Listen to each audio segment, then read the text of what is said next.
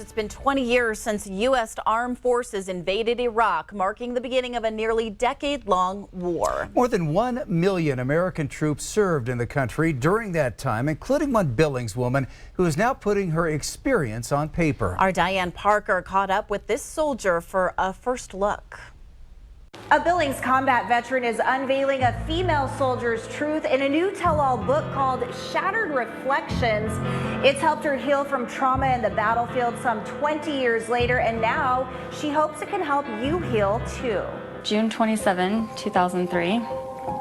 I am not too sure how to put this day into words. I woke up this morning at 0700 with the intentions of going to the phone and calling Mom. We pulled out of the prison. There was a very loud boom. I looked again and saw a body laying to the side. It's a chilling journal entry in its raw, unedited form, and you can read it in Dallas Knight's new book. When I went off to basic training, I was essentially training for war. 20 years later, Knight is taking on her trauma from the war zone in Baghdad, where she was a military police officer at the famous Abu Ghraib prison. She was one of only a few women in her unit. During that time, I kept a journal. I had this overwhelming need to open it because in 19 years I hadn't read it. Every once in a while I would open it up. Most of the time I closed it and I vowed to never open it again. It took 6 months and a therapist to help her get through all 88 journal entries written in pink and purple pen when she was just 19. My way of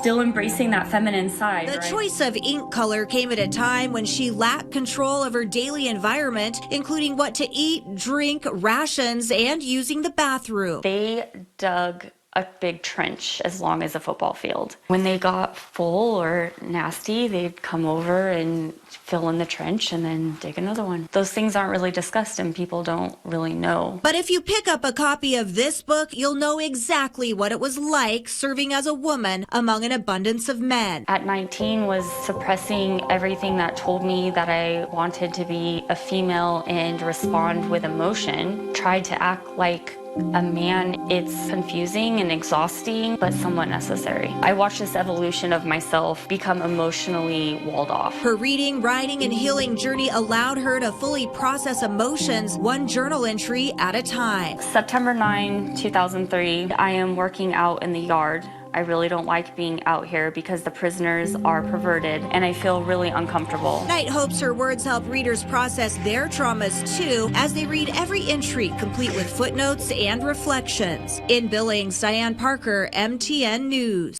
Knight's book launch party is this Saturday night from 6 to 8 p.m. in downtown Billings at the St. John's United Ghanaians Commons.